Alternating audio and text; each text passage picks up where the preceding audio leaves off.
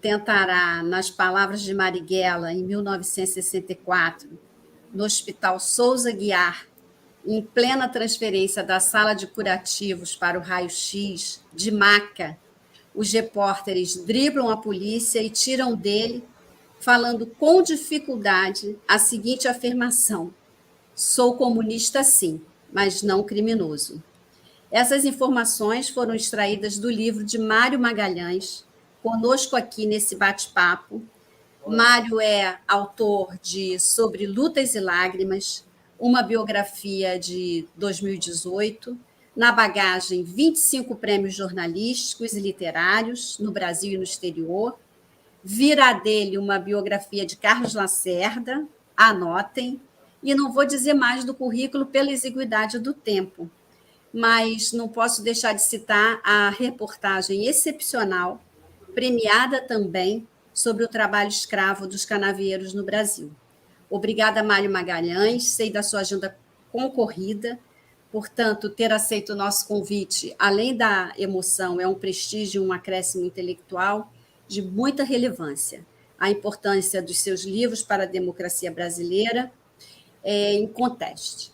Então, a obra em debate, Marighella, de escrita rápida, envolvente, com o talento de nos dar suspense, suspense, inclusive, sobre conhecidos fatos históricos. Demonstra um trabalho de pesquisa admirável, que traz novidades aos leitores, tanto no contexto como no personagem. A maravilha do resgate da integridade de Carlos Marighella, que, longe de ser o inimigo número 1 do Brasil, é um patriota, defensor dos trabalhadores e da democracia. A obra suscita um debate importantíssimo sobre não existir incompatibilidade, ao contrário, em ser um comunista e patriota, ser comunista e defensor da democracia, ser comunista e defender a liberdade. E aqui, entre os convidados, Sérgio Granja, pela qualidade da reflexão, nos orgulhando, expresso admiração e respeito por disponibilizar o seu precioso tempo. Ele é carioca, de 1948, que ele mesmo fez questão de dizer, militância iniciada em 1965 no PCB, foi da ALN, Tendência Política de Carlos Marighella, exilado político, professor da Rede Estadual de Ensino e mestre em Literatura Brasileira pela UERJ. Esses dois convidados vão fazer as suas considerações, interrelacionando a história brasileira com as origens e formação do homem Marighella, o paradoxo dos governos autoritários, inclusive colaborando com o nazismo, praticantes da tortura, da eliminação sumária, e exatamente esses governos mais violentos, mais violadores das regras democráticas e do devido processo legal, são eles os que fazem do comunismo Cristo. A metáfora Cristo, porque, na verdade, quem vai para a cruz são exatamente os mártires das lutas contra todas as formas de opressão desde a antiguidade. E, ao longo do século XX, a história vem se repetindo. Ao denunciar os opressores e seus golpes, os comunistas receberam a acusação de quererem acabar com o Brasil. Foi assim no Estado Novo, foi no episódio da cassação do registro do PCB, em plena vigência da Constituição de 1946, de novo com o golpe em Jango, em 64, e encontra paralelo no governo atual da vergonha nacional. Então, será sobre o Brasil, a ALN, Marighella, o comportamento dos juízes em relação a esse preso político, e a nossa conversa, por isso, intitulada Liberdade Política. Antes de passar a palavra, também agradecemos à TV Resistência Contemporânea, dos irmãos Gil Valber e Gilbert. Por favor, curtam o canal da TV Resistência Contemporânea, cliquem no joinha, inscrevam-se e colaborem com o que puder para a preservação desse espaço de luta. Só arrastar a barra ao Pix para depósitos, à conta do canal, que significa conscientização e resistência. Gil Valber e Gilbert, obrigada por franquear esse espaço. uma conquista do Núcleo Regional de Pernambuco, Teodomiro dos Santos, e essa live é promovida pelo núcleo da AJD, Associação Juízes para a Democracia, do Rio de Janeiro. Sem mais, agradecendo muito, passo a palavra para Mário Magalhães e indago o seguinte: quem foi, qual a importância e o paralelo do Brasil de Marighella e o Brasil de hoje? Boa noite, doutora Raquel. Boa noite, meu querido Sérgio Granja. Boa noite ao pessoal que nos acompanha. Para mim é um prazer e uma honra estar participando de um evento da Associação Juízes para a Democracia, que tanto serviço tem prestado para as lutas democráticas, né, e contra a desigualdade no Brasil. E um prazer também estar com o Sérgio, que além de contar a história e histórias, o Sérgio é um personagem da história, né? Como a doutora Raquel contou na apresentação, o Sérgio combateu ao lado do Marighella e de tantos outros e outros militantes, né? Muitos deles sacrificaram a vida na luta contra a ditadura e contra as injustiças atávicas desse país. Eu lembro também, quem leu meu livro sabe, o Sérgio, quer dizer, é uma continuidade de história familiar, de resistência às injustiças, né? O Sérgio é filho do coronel Alírio Granja, ele contava agora há pouco, né? Faleceu um mês atrás, aos 101 anos de idade, herói de guerra, herói da Batalha de Monte Castelo e oficial do Exército, que foi preso pelos golpistas em 1964, um homem digno que dedicou a vida a causas justas. Doutora Raquel, o tempo do Marighella em que ele viveu tem muitas semelhanças e muitas dissemelhanças com o Brasil de hoje. Agora é o seguinte, as ideias que o Marighella cultivou e as ações que ele empreendeu nunca provocaram tanto amor e ódio no Brasil, mesmo na comparação com os anos 1967 a 69, em que o Marighella ganhou projeção internacional. O Marighella nunca inspirou tanta gente e nunca provocou tanto temor.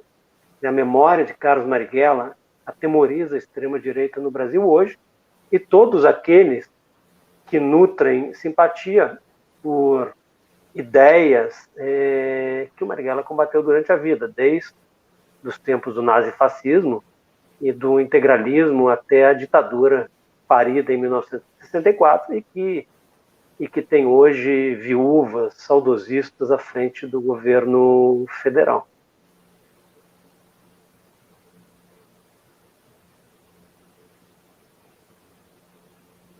Está sem som, doutora. A senhora está sem som. Exato.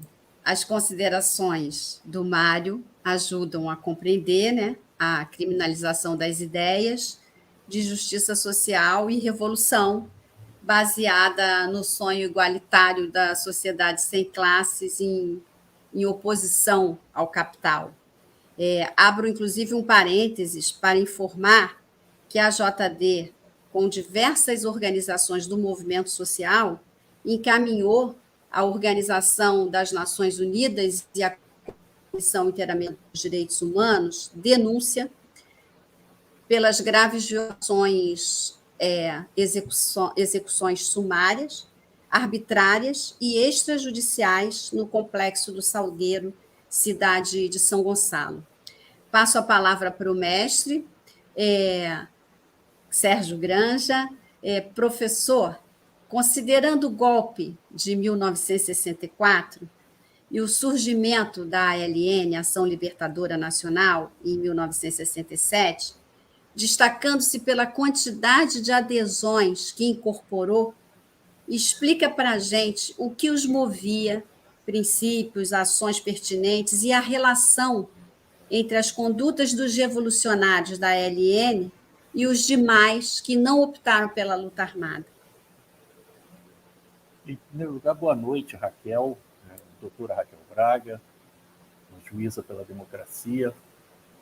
Boa noite, Mário Magalhães, que eu já conheço de algum tempo, que escreveu um livro realmente fantástico, esse livro Marighella, do Mário Magalhães, que todo mundo devia ler. É um livro que, inclusive, revela a história do Brasil, que é muito mal contada, principalmente esse período, esses 40 anos que ele abarca no livro dele, né? Que é a vida do Marighella.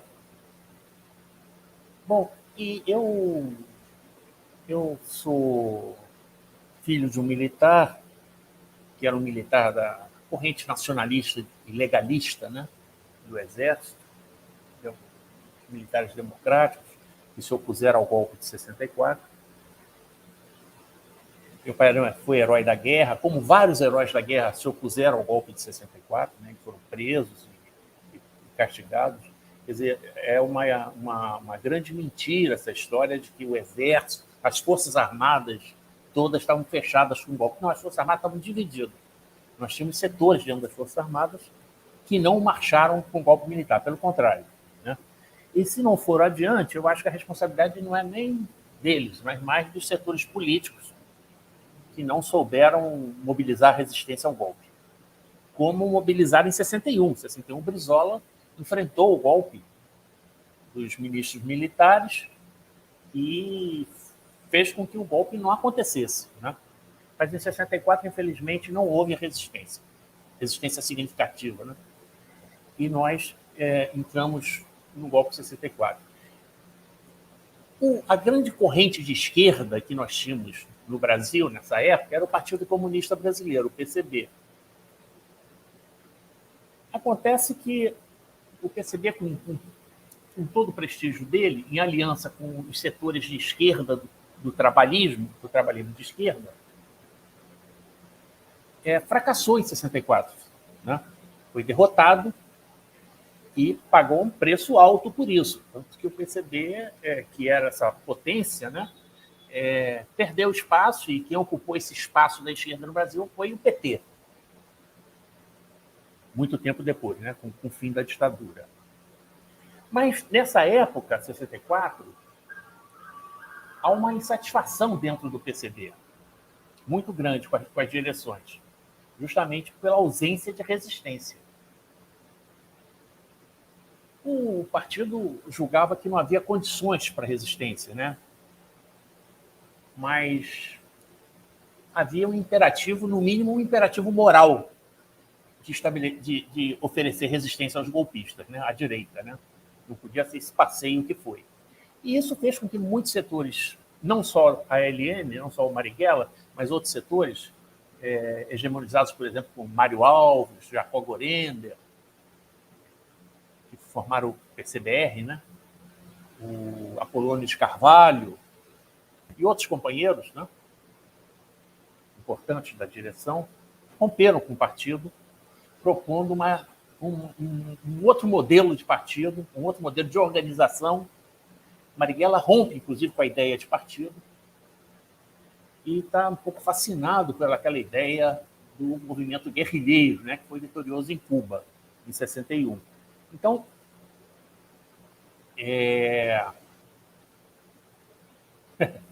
Daniel Martins, Lula vai esperar outro golpe militar? Bom, então, com essa insatisfação, ocorreram várias divisões no partido, houve uma certa dispersão, mas a maior divisão que aconteceu dentro do partido foi a ALN. Inicialmente, o Agrupamento Comunista de São Paulo, que era o Comitê Estadual Paulista, dirigido pelo Marighella e pelo Toledo. E aqui no Rio nós éramos muito poucos. Aqui no Rio nós éramos basicamente o Comitê Secundarista do Rio de Janeiro, do Partidão. Mas algum trabalho que havia no movimento de mulheres, ligado ao Marighella, né? E outros contatos que o Marighella tinha. Nós, então, ficamos insatisfeitos, e eu já estava disposto a sair do partido e cuidar da minha vida, largar isso, quando eu fui aconselhado pelo Yuri Xavier Pereira, fui conversar com ele, que era do Comitê Secundarista, e o Yuri era o secretário político. O Yuri falou: não, Sérgio, não se precipite. Espera aí, aguarda aí que nós estamos armando aí uma coisa nova. Vai acontecer uma coisa nova. E a coisa nova era o Marighella. E o Marighella, daí ele fez eu me encontrar com o Marighella, conhecer o Marighella, e trouxe a proposta da formação da Ação Libertadora Nacional. Eu tenho problema de memória, eu não sei de data, não sei te precisar exatamente quando foi isso. Mas foi entre 67 e 68. Né? Iníciozinho de 68 ao final de 67. Foi nessa época. Né? E aí nós passamos a constituir um agrupamento comunista ligado ao Marighella aqui no Rio de Janeiro. Não sei se respondi a sua pergunta. Era isso que você queria? Respondi, não?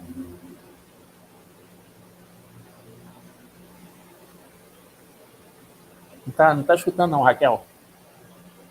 Está sem voz. Boa noite, pessoal.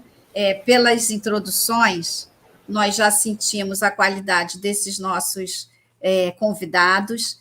Então, eu peço a vocês, para a conservação do canal, deem a curtida e façam a colaboração que vocês desejarem.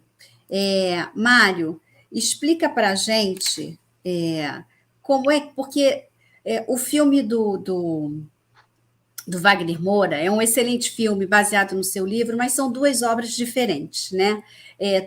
O seu livro, como o Sérgio Granja nos disse, ele faz um contexto histórico e ele desde a origem do Brasil delineado, né, com o passado escravocrata, os pais do Marighella, a mãe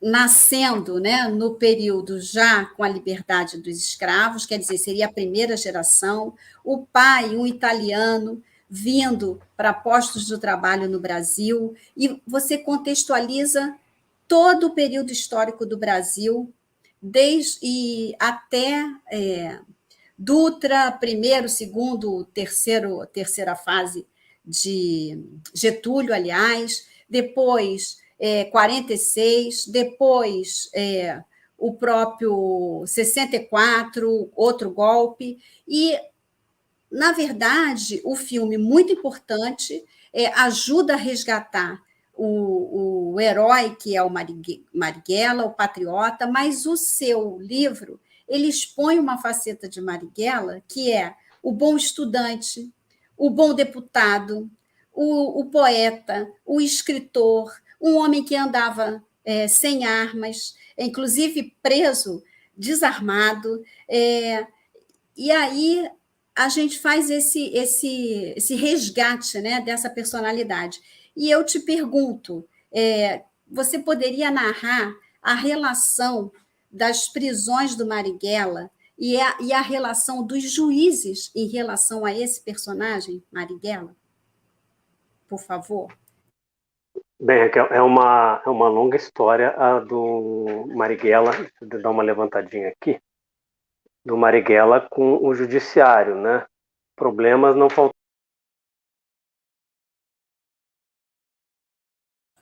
Perdemos o som do Mário, vamos ver que ele vai retornar. O Euro, que eu agradeço muito, que é o nosso assessor de imprensa da JD, que resolve esses nossos probleminhas, ele já vai voltar. Isso! Voltei. Perfeito.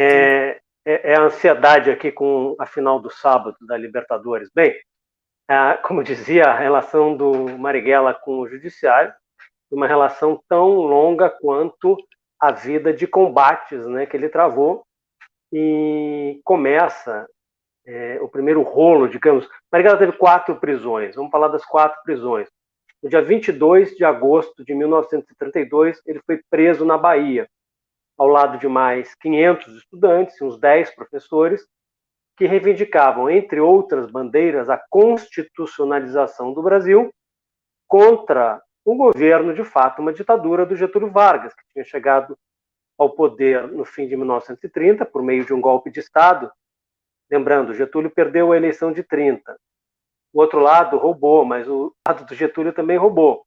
E pelas armas, eles se impuseram, e o Getúlio formou um governo provisório com a promessa de constitucionalizar imediatamente o Brasil Isso não aconteceu, então, em agosto de 32, o Marighella estava protestando pela constitucionalização, mas todas as prisões do Marighella são relacionadas a bandeiras de defesa, entre outras causas, da democracia.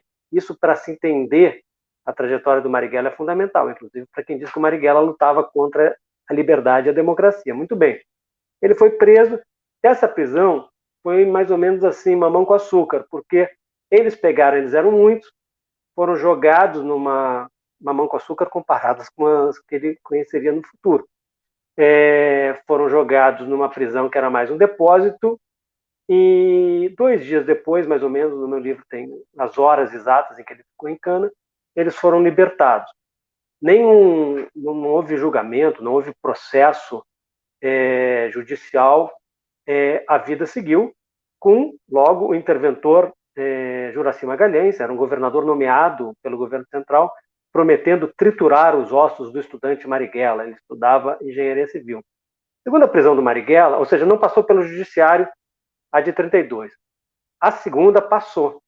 Ele foi em cana em 1º de maio de 36, foi preso numa rua entre a Lapa e Santa Teresa, aqui no Rio, e durante 21 dias consecutivos, o Marighella foi torturado.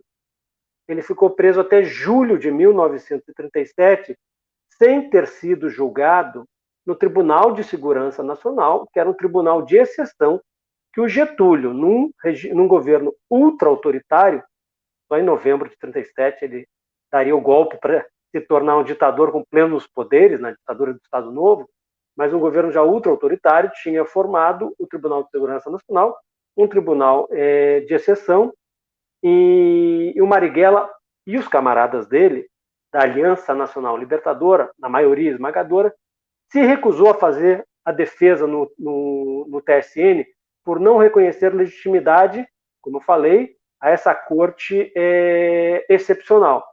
Ele acabou sendo defendido por um advogado nomeado pelo próprio juiz, indicado por seus pares. E o Marighella acabou não sendo julgado, preso no Tribunal de Segurança Nacional. Por quê? Porque em julho de 37 houve uma anistia parcial do governo para presos que não tinham sido acusados formalmente pelos promotores e pelos procuradores. Então, Marighella foi solto em julho de 37, semanas depois, o Tribunal de Segurança, o TSN, Tribunal de Segurança Nacional, julgou e condenou o Marighella a vários anos de prisão, mas ele já estava solto, acabou sendo preso novamente em 39 em São Paulo, só saiu em 1945, estava cumprindo a pena, né, de 37, só saiu em 45 graças à anistia que o governo decretou no dia 18 de abril de 1945. Aliás, quem foi buscá-lo foi um estudante de Direito, futuro doutor Paulo Mercadante, um homem de trajetória muito curiosa, admirável. Ele se tornou um homem conservador, mas ao contrário de tantos vira-casacas políticos, para um lado e para o outro, ele não sentia nenhuma amargura em relação aos anos de juventude dele, quando ele foi um militante do Partido Comunista. Pelo contrário, ele contava, foi muito amigo do Graciliano Ramos, né, romancista e escritor também filiado ao PCB, contava com muito prazer tudo que ele tinha vivido, inclusive indo pegar o Marighella na saída da cadeia. O Marighella foi marcante para ele e para a geração dele para o Brasil, uma votação no Tribunal de Segurança, no TSE, Tribunal Superior Eleitoral, no dia 7 de maio de 1947, numa decisão ultra antidemocrática, por 3-2, os ministros colocaram na ilegalidade a sigla, o PCB. Essa cassação da sigla levou à cassação dos parlamentares do PCB em janeiro de 48. Fizeram um senador, 14 deputados, 47, 48 deputados estaduais e mais de 200 vereadores pelo país afora. Marighella ficou quase 10 anos na clandestinidade. Quem gosta de falar da democracia do governo Dutra, 46 a 51, quando foram assassinados pelo menos 55 militantes do PCB, e no último governo Getúlio Vargas, o único no qual o Getúlio governou, consagrado, legitimado pelo voto popular, o PCB continuava ilegal e o Marighella clandestino. Ele só reaparece publicamente em novembro de 57 para depor num processo contra ele por organizar partido proscrito, mas não é preso, volta a ter uma vida legal até vir o golpe e, fechando a última prisão do Marighella, ele é baleado no Cine-Esq Tijuca, pertinho da Praça Santa Penha, também aqui no Rio, no dia 9 de maio de 64. Uma cena que é reproduzida no lindo filme do Wagner Moura. E aí, o Marighella vai ter preso a primeira decisão judicial, primeira e única que ele teve na vida, do juiz Hélio Trindade, no dia 31 de julho de 64, não me lembro agora se o despacho é de 31 ou de 30, mas o Marighella sai no começo da madrugada de 31 de julho da cadeia, graças a um habeas corpus impetrado pelo doutor Sobral Pinto, advogado criminalista que marcou a história do Brasil. O doutor Sobral não cobrou nada, conforme se depreende de uma correspondência que eu descobri entre ele e o Marighella. E, concluindo, o doutor Sobral era uma figura curiosa.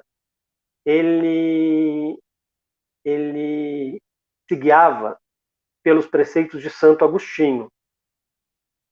Odiar o pecado e amar o pecador. O doutor Sobral odiava o comunismo, para ele um pecado, mas amava pessoas que para ele eram pecadoras, como o Marighella. Então, quer dizer, bom, a LN vai ter juízes vinculados a ela, futuros juízes, tudo isso eu conto no livro, mas, sucintamente, nessas 4 prisões, só o despacho, a decisão do juiz Hélio Trindade é que permitiu ao Marighella sair. Nas outras, ele foi libertado 2 vezes por anistia, uma vez pela própria polícia, e a vida dele foi marcada pela decisão do TSE, de 47, a qual eu me referi, e 2 episódios também, 2 episódios muito comoventes. Uma decisão do Supremo Tribunal Federal, que em tabelinha, com o presidente Getúlio Dornelles Vargas, entregaram para a SS uma alemã grávida, comunista e judia. Entregaram para a SS a Olga Benário, que no início dos anos 40 acabou sendo morta num campo de concentração de Bernburg. E outra decisão, também do Supremo Tribunal Federal, para quem acha, o Supremo isso, o Supremo aquilo. Outra decisão do Supremo Tribunal Federal, nem foi decisão, foi uma participação decisiva na virada, no começo de abril de 64, na madrugada de 1º para 2 de abril, por meio do seu presidente, que se a minha memória depauperada não falha, mais uma vez, era o Ribeiro da Costa. O Ribeiro da Costa participou da farsa, segundo a qual o presidente João Goulart haveria abandonado o governo. Mentira, ele estava em território nacional. Foi dado um golpe de Estado. E, para fechar, a história tem algumas coisas curiosas. Existe no Rio de Janeiro uma praça com o nome dos 2 ministros do TSE que, em 7 de maio de 1947, rejeitaram a intolerância, o anticomunismo e a vocação, caráter de liberticidas da maioria do TSE e votaram pelo direito do PCB existir. A decisão, a iniciativa de construir essa praça foi do prefeito César Maia, que no passado foi militante do PCB e também da Corrente, uma organização mineira armada associada à LN do Marighella. Você lembra o nome dos ministros? Dos que deram nome, que deram voto? Não, doutora Raquel, mas eu escrupulosamente o cito no livro como um registro. Eu não escrevo assim, não é um ensaio, mas que para mim é um registro de decência e dignidade e altivez diante dos poderosos. O seu relato sobre esse comportamento dos juízes, né, ele vem comprovar que o judiciário, embora seja um poder, não exerce a sua independência técnica de forma altiva. Está sempre jungido a questões políticas maiores e, principalmente, os tribunais políticos, como é o caso do Supremo Tribunal Federal. Isso nós vivenciamos no Brasil com o processo com o senhor Moro e Dallagnol, que agora, com a cara de pau que lhes é peculiar, são candidatos, na tentativa de serem candidatos, né? Eu vou fazer uma pergunta agora do chat, da companheira Lucy Lago, e vou passar, Mário, se você me permite, para o Sérgio, mas você fica à vontade também para responder. É a Lucy Lago, também companheira da JD, e ela faz duas perguntas, eu já vou fazer as duas direto. É correto dizer que Marighella, com uma verve revolucionária incontestável, foi um voluntarista? E a outra pergunta que ela diz, que ela formula é a seguinte: Marighella, se fosse vivo, se vivo fosse, teria apoiado ou participado da guerrilha do Araguaia? Então, eu deixo aí o Sérgio com essa missão para nos responder essas duas questões.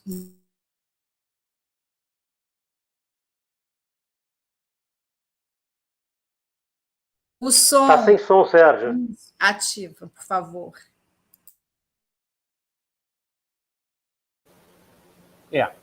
Doutora Raquel, eu queria fazer um registro. Meu primeiro emprego, quando eu voltei da anistia, foi no judiciário. Eu fui assessor, quer dizer, era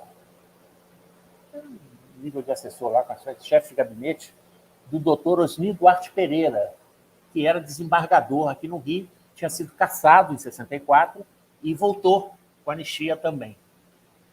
Então, só para mostrar essa relação, essa minha ligação com o judiciário, né? Fiquei com ele até a aposentadoria dele, que um ano depois ele se aposentou. Aí eu saí também. Bom, a pergunta que você fez, primeira, se o Marighella era um voluntarista. Quem foi que fez? Como é o nome dela, da moça? Lucy Lago, é juíza do trabalho. Lucy é juíza do trabalho no Espírito Santo. Né? Doutora Lucy, todo revolucionário, na minha opinião, é voluntarista. E tem que ser muito voluntarista, porque você resolver enfrentar um sistema tão poderoso como é o sistema capitalista, se você não for muito voluntarista, você não faz, não. Eu vou te dar só um exemplo disso. O Giap, o general Giap, que por sinal era professor de história, né, do segundo grau, que se transformou num grande general, o Giap foi chamado a Moscou, em um determinado instante lá da Guerra do Vietnã, e o alto comando soviético tentou demovê-lo da ideia de prosseguir a guerra contra os Estados Unidos, sob o argumento de que a desproporção de força era enorme. Né? Então, eles perguntaram para ele: quantos aviões, quantos bombardeios vocês têm? Quantos tanques vocês têm? Como é que vocês querem enfrentar essa potência? Vocês não têm condição para isso. Diz que o Giap escutou tudo muito calmamente para dizer o seguinte: olha, você tem razão. Se eu for analisar a correlação de forças dessa forma como você analisa, eu não tenho nenhuma chance. Mas eu não vou fazer a guerra assim. Eu vou fazer a guerra à maneira vietnamita. Então, dizer que o Marighella era um voluntarista, tinha que ser. Por quê? Porque a correlação de forças era absolutamente desproporcional. Mas um revolucionário não pode se conformar com a correlação de forças. O revolucionário existe para transformar a correlação de forças. E foi isso que ele tentou fazer. Não conseguiu. Tudo bem. Quando a gente vai para um enfrentamento, a gente nunca sabe se vai ganhar ou se vai perder. Não há nada garantido. A história não garante nada a ninguém. Agora, o grande erro é você não tentar. Você não tentar os limites. E o Marighella tentou. Enquanto ele pôde, ele tentou até a morte. Então, eu acho que isso, para mim, não é um demérito. Para mim, é um grande mérito que ele tem. Não que ele não tenha consciência da desproporção de forças, não que ele não tivesse consciência dos riscos que corria, ele e toda a organização dele, toda a todo o projeto dele corria riscos. Mas todo projeto político corre riscos. O Fidel, quando faz o desembarque em Praia Giron, e fracassa, né? Ali a maioria morre ali, ou dispersa, fica com uma meia dúzia lá que sobe a Serra Maestra com ele, de sobreviventes, em frangalhos. Quando ele reuniu o pessoal, contou, né? Acho que eram 12, não sei exatamente. Ele falou assim, vencemos. Isso não é um voluntarismo? Isso é um voluntarismo extraordinário. Não havia nada ali, além da vontade dele, que pudesse respaldar essa afirmação de vencemos. Né? Mas se ele não tivesse sido voluntarista, se ele não tivesse tentado, não teria havido a Revolução Cubana, né? Ele não teria sido vitorioso. Então, a pior derrota é aquela que sofre quem não combate, quem não arrisca. Porque quem arrisca pode perder, mas pode ganhar também, tem uma chance de ganhar. Tá? Então, essa coisa do voluntarismo, eu acho que tem que ser relativizada. A outra pergunta era sobre o quê? Acontece se ele participaria da guerra do Araguaia, da guerrilha do Araguaia. Olha, a guerrilha do Araguaia é uma guerrilha do PCdoB, que tinha uma outra concepção, né? O PCdoB era maoísta, né? Não sei se vocês sabem, mas o Marighella, quando chega a notícia no Comitê Central do PCB, né, do 20º Congresso do PECUS, em que Khrushchev denuncia os crimes de Stalin, Marighella teve um baque, né, com aquilo, né, sofreu muito com aquilo. Marighella e outros, não foi só o Marighella. Marighella e a maioria, né? Eles acreditavam, achavam que toda aquela história de crimes do Stalin era mentira. Que aquilo não era verdade, que aquilo era uma manipulação da burguesia. Tal coisa. Quando se verifica que realmente havia aqueles crimes do Stalin que foram cometidos, ele fica muito chocado. Né? Mas teve um grupo no Comitê Central, não vou nem citar o nome, que são os dirigentes do PCdoB, que fundaram o PCdoB, que continuaram stalinistas, defendendo o Stalin. E contra a denúncia dos crimes do Stalin. Esse grupo foi que formou o PCdoB. Então, há quer dizer, por aí, dificilmente ele estaria na guerrilha do Araguaia. Mas, do ponto de vista da estratégia de você criar um movimento armado no campo, criar uma guerrilha no campo para, a partir daí, você tentar a luta, eu acho que poderia, sim, ele poderia ter feito uma guerrilha do Araguaia se as condições tivessem permitido ele se deslocar da cidade para o campo, coisa que não permitiu, porque ele morreu antes disso, né? Obrigada, Sérgio. Obrigada, Lucy, pelas perguntas. Tem muitos elogios aqui no chat. E eu vou passar uma pergunta para o Mário Magalhães agora, mas como eu disse, se quiser responder também as perguntas da Lucy, fique à vontade. O Mário deve ter elementos mais factuais aí para colocar aí, para enriquecer essa resposta. Quer responder essas, Mário? Se ele era voluntarista e se ele teria participado. Aí o José Carlos, que também é juiz aqui, juiz federal, ele diz o seguinte: entendi o questionamento da Lucy, no sentido de opor voluntarismo à disciplina revolucionária, mas a observação do Sérgio é maravilhosa. Então, Mário, quer falar um pouco sobre essa disciplina revolucionária? E aí você pode emendar uma pergunta que eu quero, como juíza do trabalho que fui, se não foi a maior, a greve geral de 1953, você narra no livro, em São Paulo, esteve entre as maiores mobilizações da classe trabalhadora. O papel do Marighella nessa organização, você lembra para a gente? Vamos nessa. No primeiro lugar, que eu vim do Sérgio, eu sempre estou aprendendo, né? Com as aulas do Sérgio. E Sérgio, você se lembra também que os chineses, né, quando chegam ao poder em 1949, também tinham tido toda a sua sua estratégia, né, condenada por muitos luminares, né, como condenada ao fracasso, e simplesmente mudaram o curso da história. Igualmente, você citou os cubanos, e, bom, como se sabe, o Fidel Castro, né, mencionado, o movimento 26 de julho, comandado pelo Fidel Castro, mencionado pelo Sérgio, tinha, entre outras diferenças, com o Partido Comunista em Cuba, que tinha outro nome, talvez Partido Socialista Popular, o movimento 26 de julho era um movimento bem mais à esquerda, né, mais à frente, que vão se unificar. Idem os militantes independentistas da Argélia, por aí vai, né? Sérgio, você falando de voluntarismo, me lembra aquela frase do Marighella, 1 ano e meio depois do golpe de 64, né? Os brasileiros estão diante de uma decisão, né? Ou se conformam com a ditadura estabelecida, né?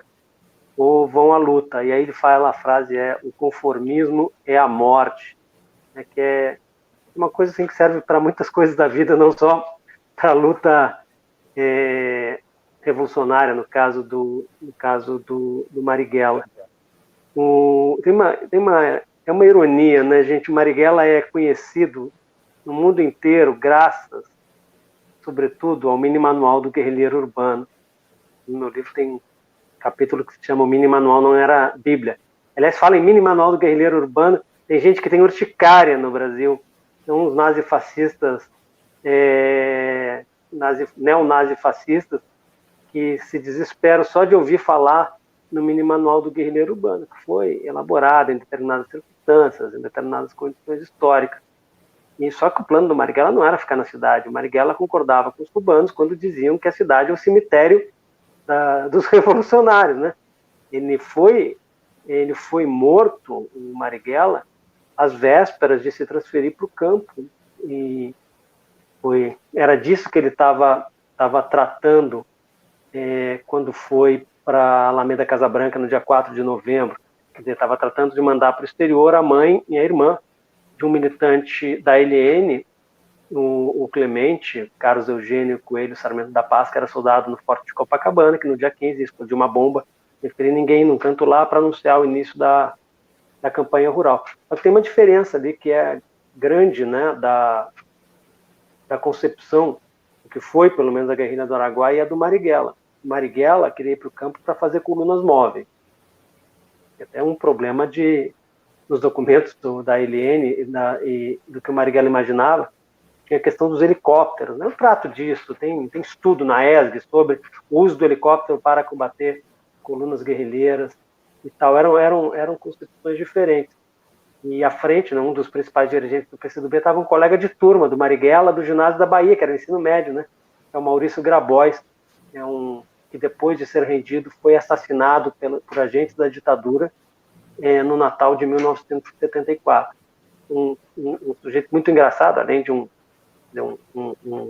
quadro brilhante, porque o Grabois combinava o humor escrachado baiano, nasceu em São Paulo, mas foi logo para a Bahia, com o humor corrosivo judaico, né?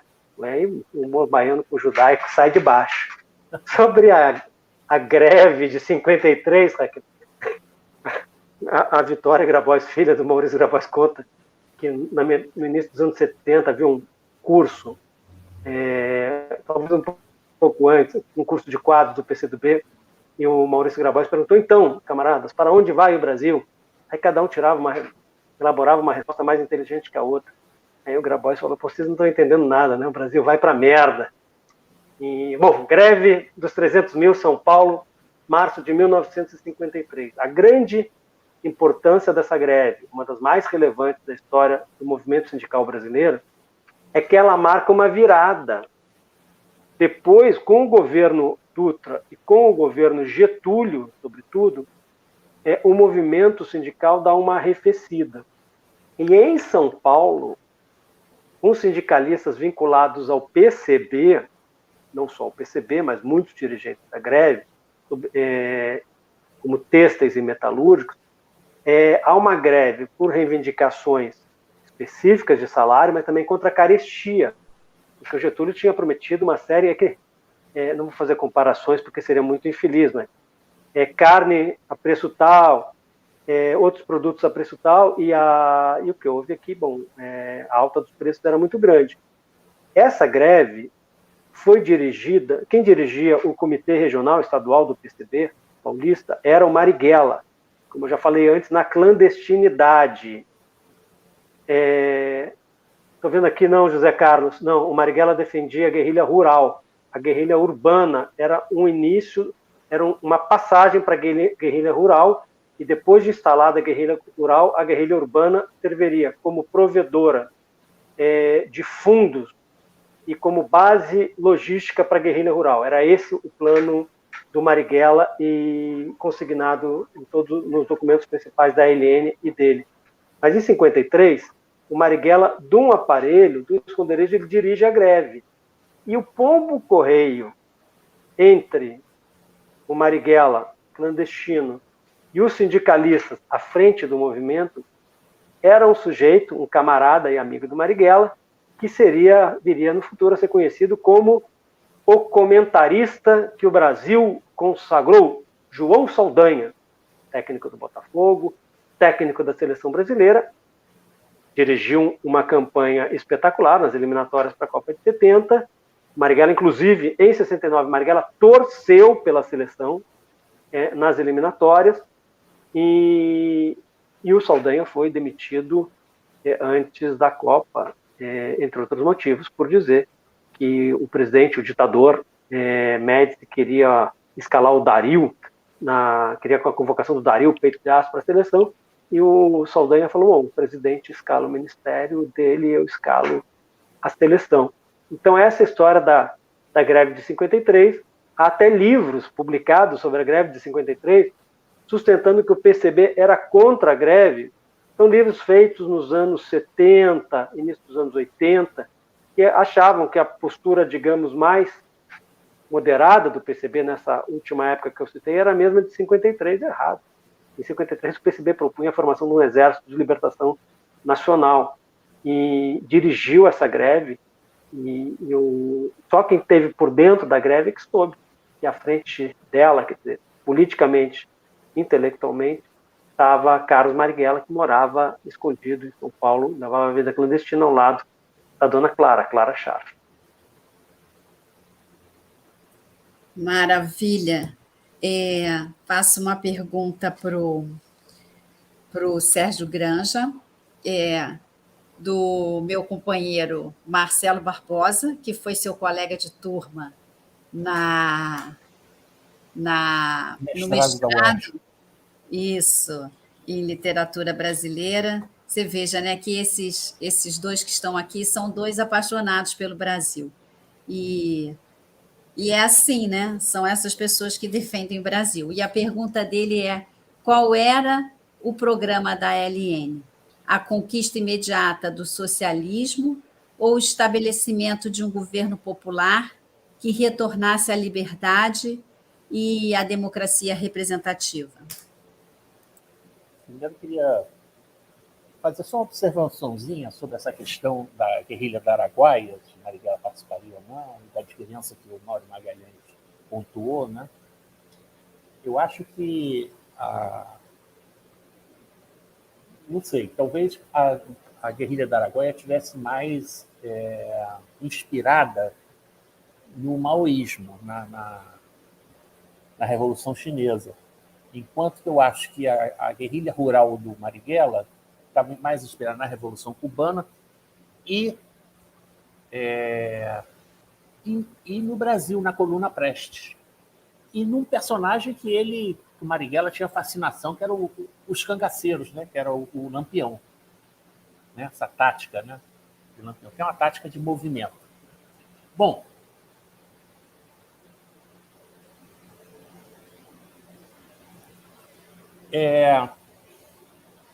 espera aí, agora me perdi. O que foi mesmo? A pergunta sobre o programa da ALN. A conquista imediata do socialismo ou o estabelecimento de um governo popular que retomasse a liberdade e a democracia representativa? Eu acho que essa oposição que é uma concepção um pouco etapista, né? Que você tem uma etapa, depois tem outra etapa a ser cumprida, que era muito uma concepção muito do PCB, acho equivocada, né? Na verdade, nós temos um programa, e eu acho que a Eliane tinha, um programa mínimo para enfrentar e resolver os problemas que se colocavam naquele momento, e um programa máximo, que é o que você quer alcançar.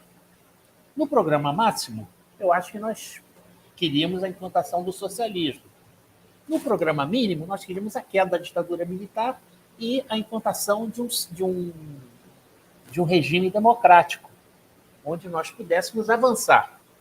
O Marx dizia, depois o Trotsky retoma isso, que não há uma muralha, não há nada que separe a Revolução Democrática da Revolução Socialista. Não, o Marx defendia que a revolução permanente, a revolução continuada. O proletariado devia participar da Revolução Democrática com os aliados que fossem, que estivessem disponíveis para essas tarefas, né? E depois prosseguir a revolução no sentido dos seus objetivos de classe. Então, eu acho que a Eliane era a mesma coisa, quer dizer, nós éramos uma luta contra a ditadura. Agora, na luta contra a ditadura, nós éramos comunistas. Eu não vou deixar de ser comunista porque eu luto contra a ditadura, eu continuo sendo comunista.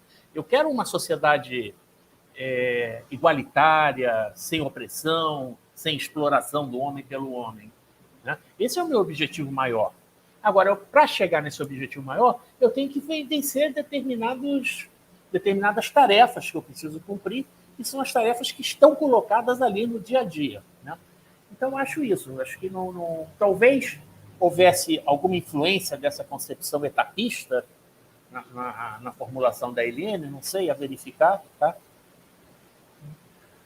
Mas eu acho que no fundamental, não. No fundamental, nós lutávamos pelo socialismo, pelo comunismo, agora, não imediatamente, né? Imediatamente nós lutávamos contra a ditadura militar. É a mesma coisa que se apresenta hoje. Nós não queremos um retorno à democracia da nova república, quando lutamos contra o Bolsonaro.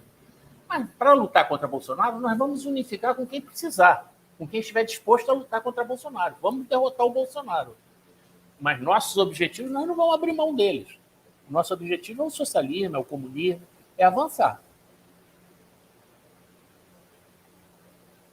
Respondi? Muito bem.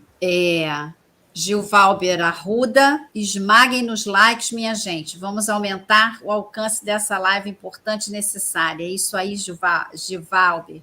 Longa vida para esse canal da Resistência. E obrigada pelo espaço. Eu vou repetir, esse espaço, ele é uma associação da JD com a TV Resistência Contemporânea. É um espaço nacional cedido aos núcleos regionais da JD. Foi uma iniciativa do núcleo Teodomiro dos Santos. Teodomiro dos Santos, o nosso TEL, ele é um juiz trabalhista aposentado que foi preso político da ditadura, inclusive o único homem que teve uma sentença de pena de morte e escapou da pena de morte por dias. Então, salve o Núcleo TEL, salve o Teodomiro dos Santos. Obrigada a vocês por estarem participando conosco dessa iniciativa.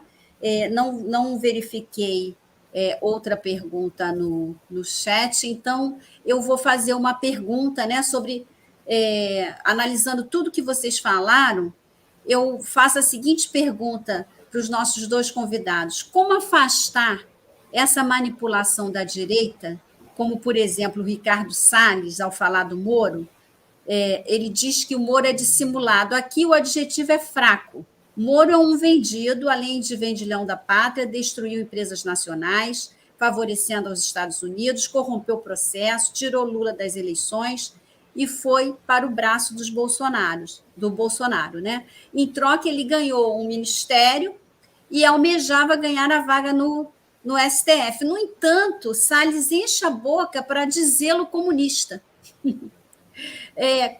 Como fazem todos os bolsonaristas em relação aos democratas, e inclusive aos não democratas. Então, eu pergunto a vocês, qual o peso do anticomunismo nos dias de hoje, na sociedade brasileira?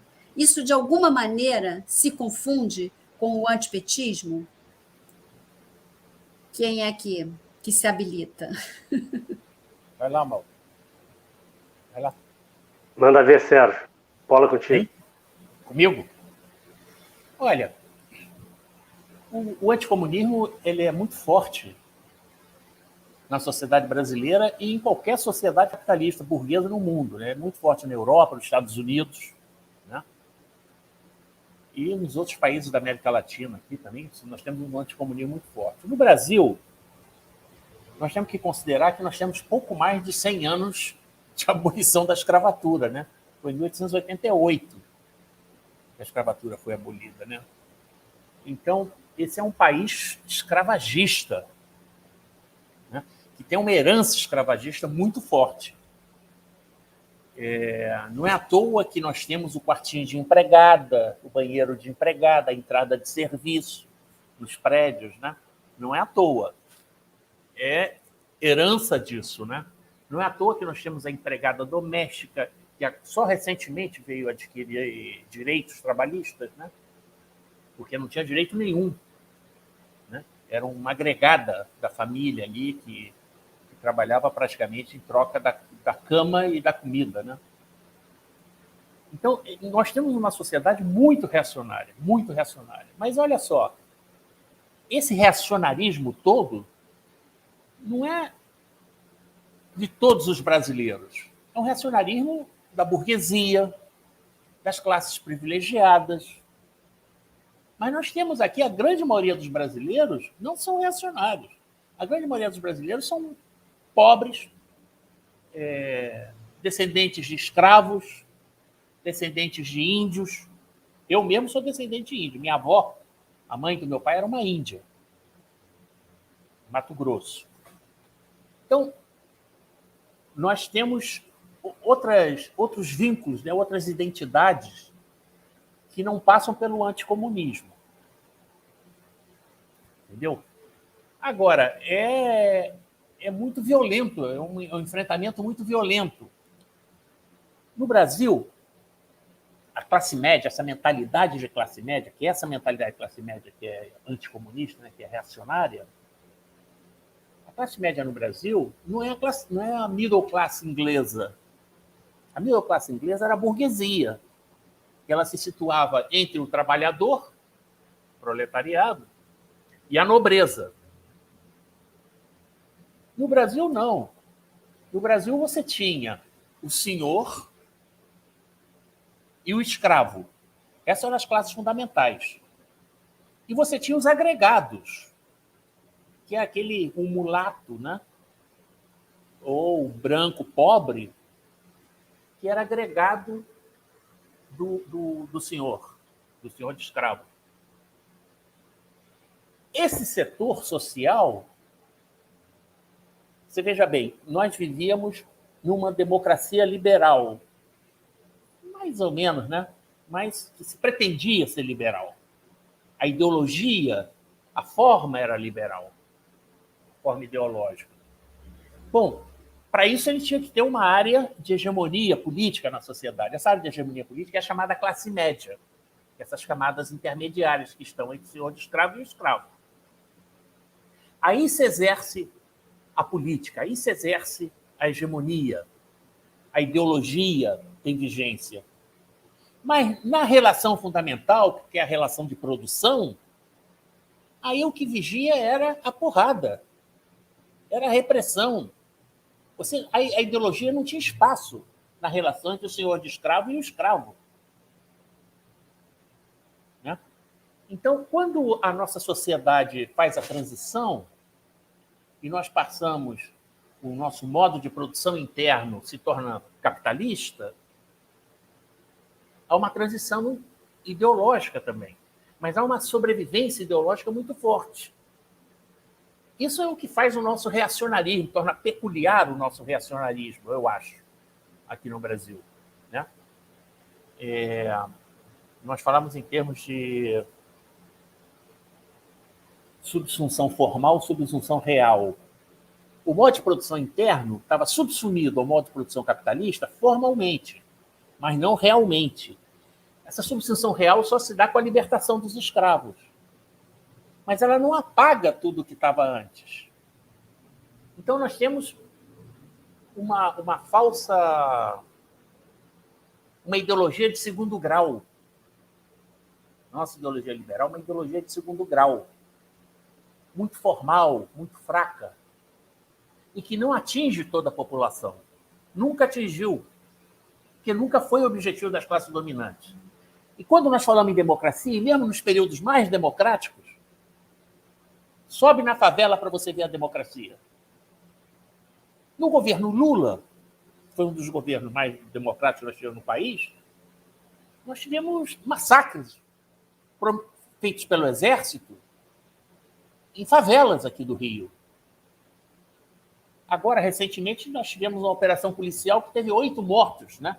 No Salgueiro da Baixada, né?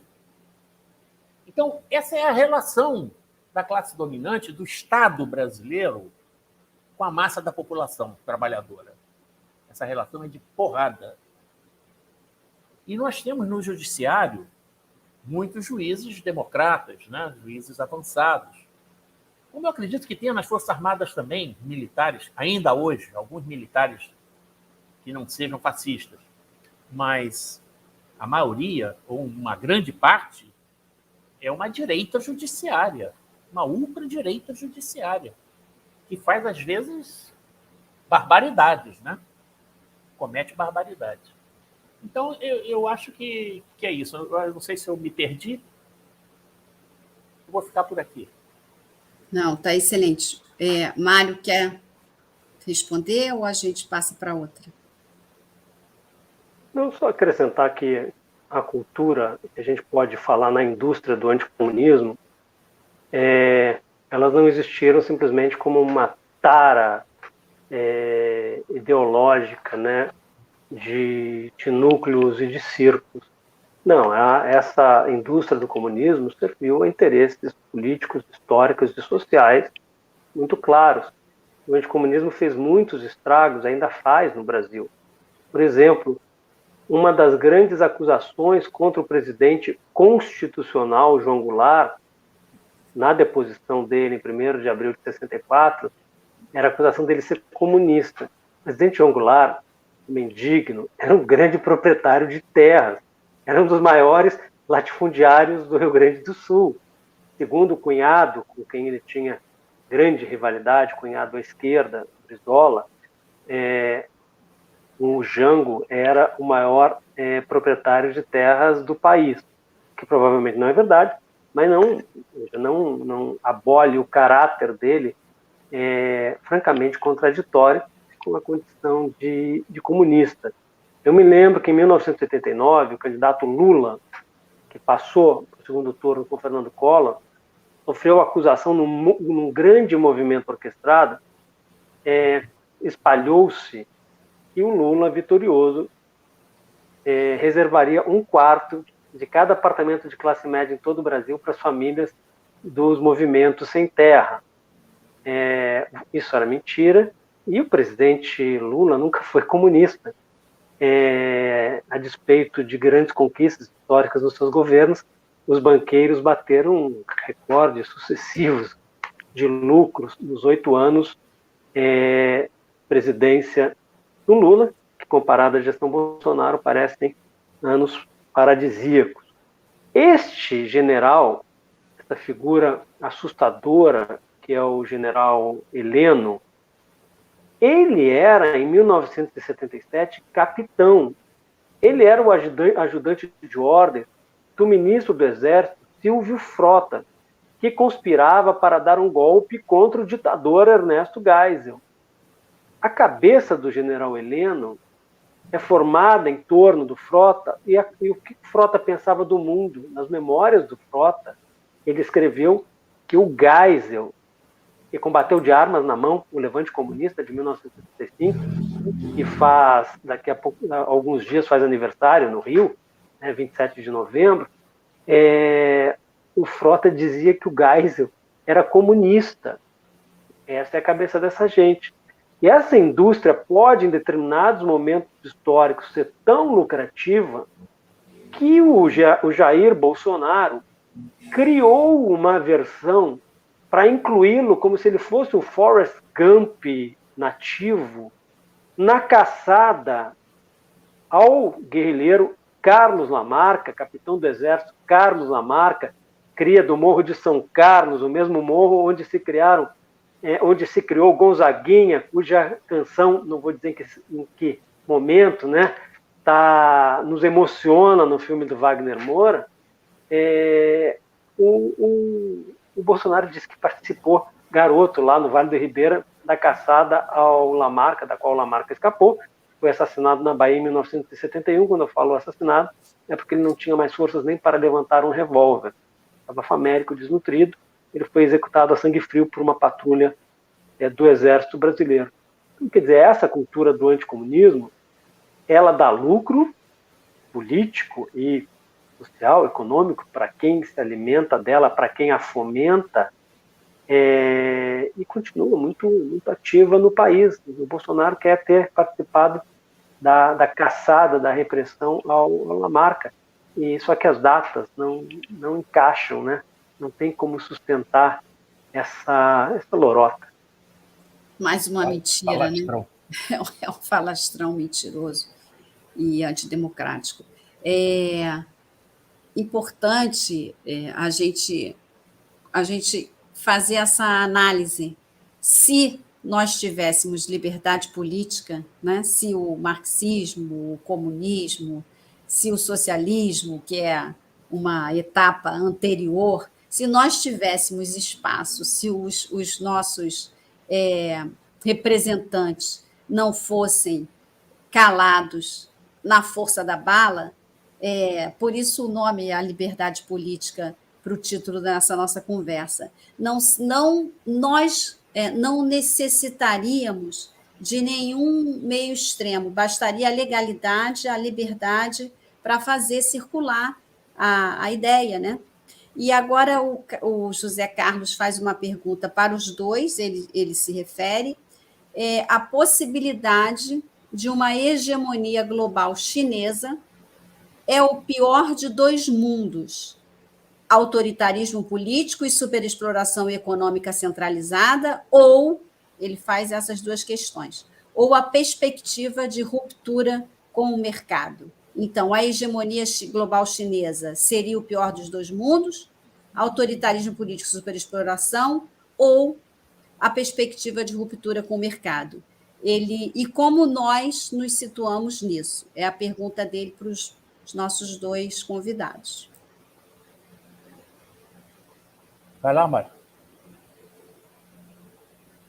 Eu não tenho nem informação, nem repertório para usar, tangenciar a questão. Vou aprender agora com o Sérgio. Não, comigo não. Eu também sou muito reticente eu estou me interessando muito pela questão da China, mas eu sou muito reticente porque realmente existem análises muito rasas, né? Eu acho o seguinte, primeiro que é inevitável o que está acontecendo no plano do capitalismo mundial, é uma transferência, uma mudança, né, da hegemonia dos Estados Unidos para a China. Mais alguns anos, a China desbanca os Estados Unidos dessa hegemonia que ele tem hoje. Aí tem várias hipóteses, né? Tem gente que diz que os Estados Unidos vai ficar com a América Latina e que a China fica com o resto do mundo. Aí tem várias hipóteses, né? Não acho que o autoritarismo da China é um autoritarismo que, de certa forma, tem a ver, né, com o modo de produção asiático, que é todo o passado chinês, que é a história da China, né? A China não é uma democracia no sentido ocidental, nunca foi, né? mas também não sei se é tão pior do que a democracia ocidental, porque os Estados Unidos é a terra do macartismo. Os Estados Unidos é um país que mais invadiu outros países no mundo, um país com um racismo incontrolável, né? O pessoal que o Bolsonaro imita agora de querer armar todo mundo, né? É a terra do cowboy, né? Com gente morrendo no meio da rua estupidamente, né? Então, não sei se os Estados Unidos é muito melhor do ponto de vista, digamos assim, das instituições democráticas, coisa, do que a China. Tem minhas dúvidas. Os Estados Unidos é uma expressão do grande capital hegemônico no mundo. Né? O Estado americano é isso.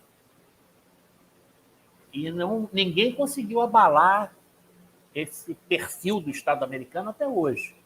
Entra republicano, entra democrata, mas no fundamental continua a mesma coisa. Né?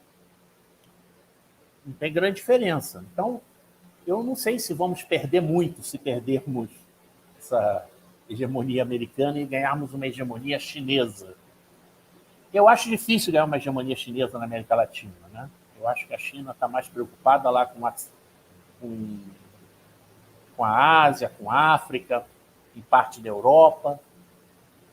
Acho difícil ela chegar aqui, porque os Estados Unidos, por mais que perca influência, ele tem uma força extraordinária também, né? Ele é muito forte, né? Não vai ser fácil desalojar os americanos, não. Então, não sei. Mas não tenho assim, medo da China, não. Primeiro que eu acho que é inevitável a vitória da China sobre os Estados Unidos, a ascendência da China sobre a hegemonia chinesa no mundo capitalista, eu acho que é inevitável. Depois não sei o que essa hegemonia vai significar. Realmente não sei.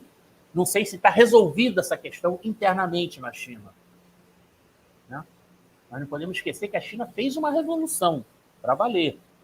Né? Uma revolução extraordinária, uma revolução com milhões de pessoas. Né? Então, vamos aguardar para ver. Né?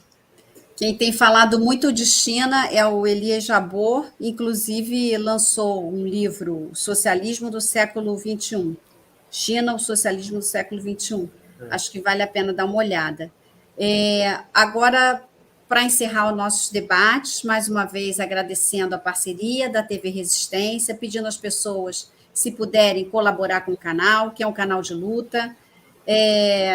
Eu faço a última pergunta, né? Agradeço demais Mário Magalhães, Sérgio Grange, agradeço a quem nos ouviu e acompanhou, quem fez as perguntas, enfim.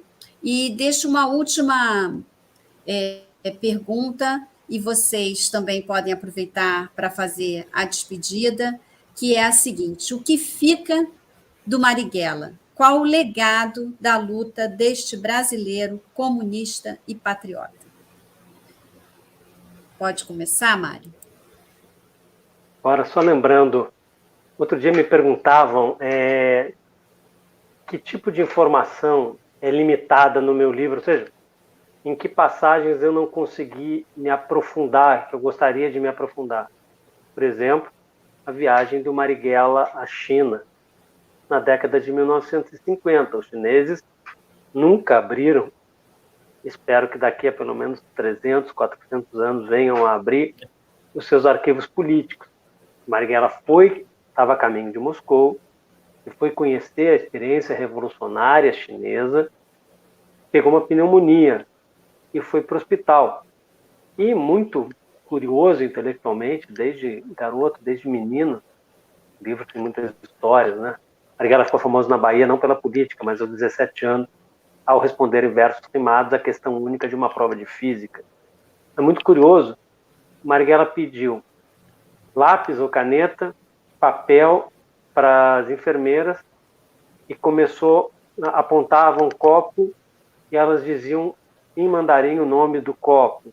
E ele fazia ali uma transliteração, ou melhor, ele anotava os sons e foi construindo um dicionário enquanto esteve na China.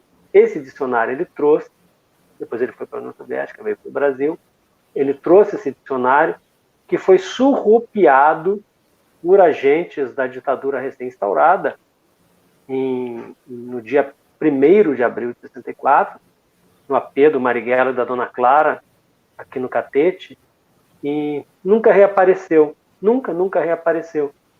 O Marighella, ao voltar dessa viagem, parecia tão influenciado pela experiência revolucionária chinesa que a dona Zuleika Lambert, dirigente comunista e militante feminista histórica do Brasil, me disse o seguinte: olha, do jeito que ele estava, parecia que tinha os olhinhos puxadinhos, ou seja, chamando Marighella de chinês. O que fica do Marighella? Olha, o Marighella fica dele uma grande história. Agora, o que cada um acha sobre isso vai depender de cabeça e de coração. O que, desde a década de 30, se tenta fazer no Brasil é silenciar o Marighella e, ao mesmo tempo, condená-lo ao esquecimento e ao apagamento histórico. Isso, gente, quando ele foi preso em 32, eu falei, os jornais não puderam noticiar, porque estavam censurados. Em 1936, teve um jornal que mudou a foto divulgada pela polícia dele para tirar um curativo do supercílio, né, para evidente sinal, indício de que ele tinha sido torturado. Então, essa é uma história que vem até agora, quando se tenta fraudar a trajetória dele. Eu acho legítimo amar, acho legítimo odiar o Marighella, mas a história dele é uma história que marca o século XX. Como contar a história do combate ao Estado Novo sem contar as lutas do Marighella? Como reconstituir a Constituinte, a Assembleia Constituinte de 1946, sem o Marighella, membro da mesa diretiva dos trabalhos, que era chamada de Comissão de Polícia, coordenador da bancada comunista, ghostwriter da bancada comunista, junto com o companheiro, camarada dele, escritor Jorge Amado. Como contar a história do movimento sindical brasileiro, omitindo, sem dar o devido tamanho à greve dos 300 mil, mencionada pela doutora Raquel, e que foi, na prática, dirigida pelo Marighella.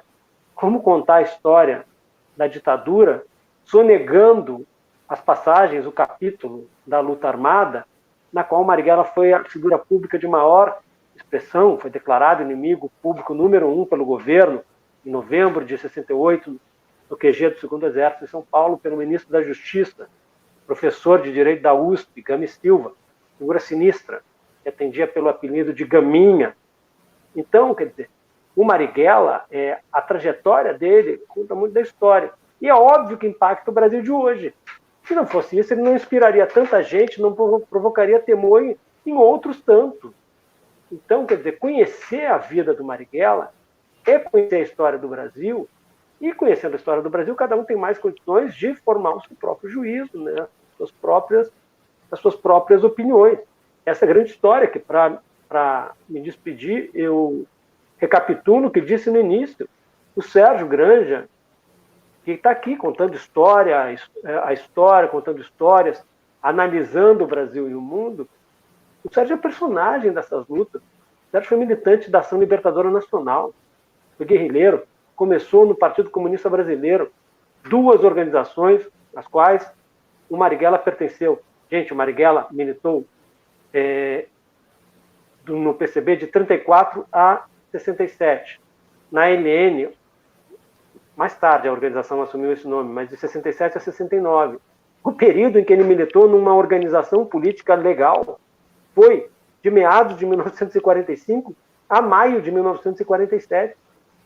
E vão me falar que um homem que não teve o direito de militar numa organização legal era um antidemocrata?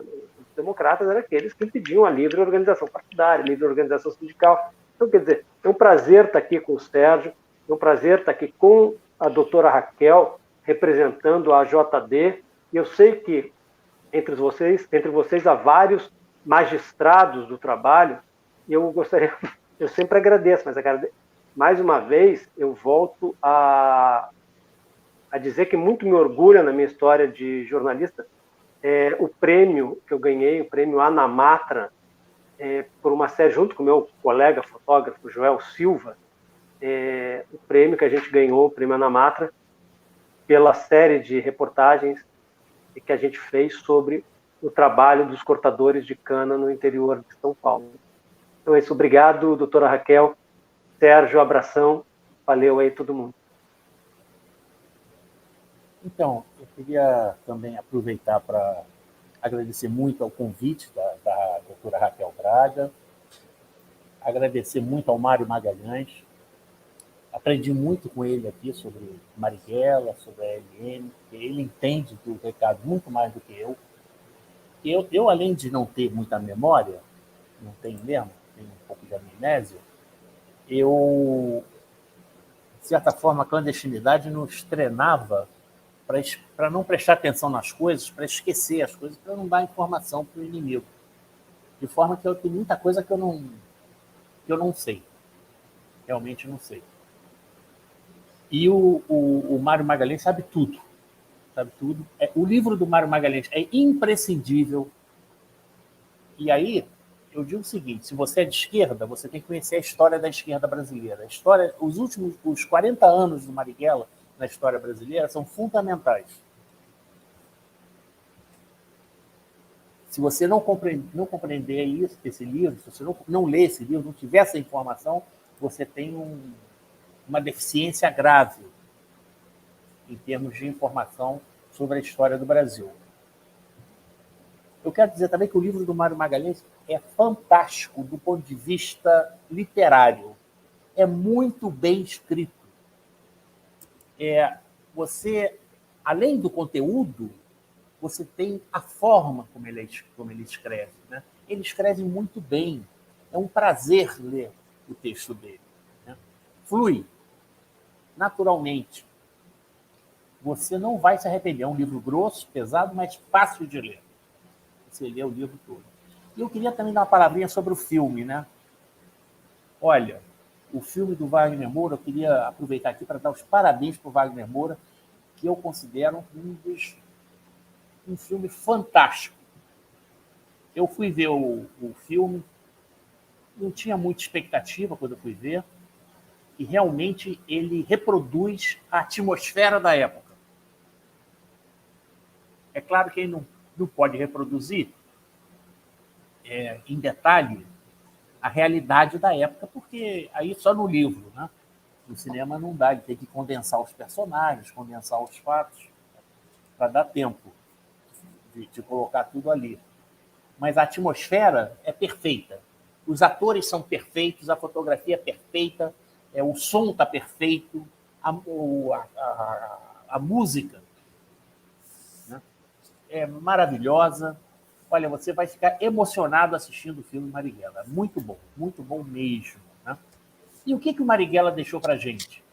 O Marighella deixou para a gente que ele está vivo. Está vivo no livro do Mário Magalhães, está vivo no filme do Wagner Moura, entendeu? Está aqui dialogando com a gente. Qual outro personagem da esquerda brasileira tem essa presença nos dias atuais que o Marighella tem? Eu acho que nenhum outro. Nenhum outro chega a ter essa importância nos dias atuais que o Marighella tem. E por que o Marighella tem isso tudo? Porque o Marighella era um cara aberto. Porque o Marighella dialogou com os católicos, né? Ali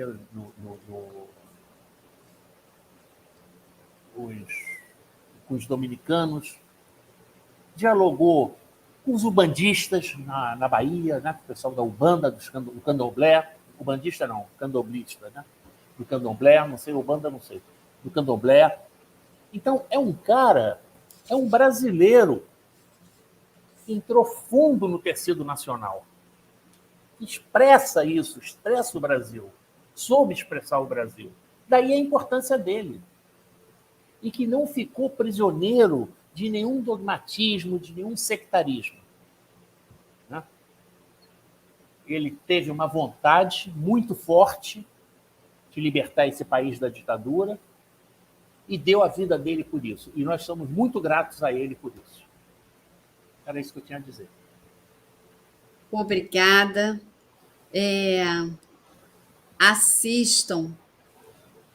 Deixa eu. Obrigada aos que ajudaram a divulgar esse evento, trabalhando nos cards, textos e redes sociais, Euro, nosso assessor pela JD, e Bárbara pelo Fórum Social Mundial, a ser realizado em Porto Alegre, nos dias 26 a 30 de janeiro de 2022, informações nas redes sociais. Obrigada aos ouvintes, aos camaradas Gilvalber e Gilbert, e nossos queridos que tanto nos ensinaram, Mário Magalhães e Sérgio Grange. Aproveito para anunciar pelo núcleo do Espírito Santo. A live também debaterá Marighella e a luta armada como resistência ao regime militar, com Marcelo Tolomei, juiz do Espírito Santo, e o ex-preso político capixaba Perli Cipriano. Assistam o filme Marighella, muito bem montado e dirigido, com atores excepcionais, e leiam o livro do Mário Magalhães, que eu trago aqui para vocês. O meu está todo rabiscadinho. É uma leitura rápida, é um livro, mas uma leitura rápida, fotografias maravilhosas, uma pesquisa bárbara. Parabéns, Mário. Obrigada, professor Sérgio Granja. Obrigada, Mário Magalhães. Viva a liberdade política, viva a Marighella e viva a democracia. Uma boa noite para todos. Com muito prazer eu encerro esse dia, mas triste porque eu queria ficar aqui conversando com vocês. Muito obrigada.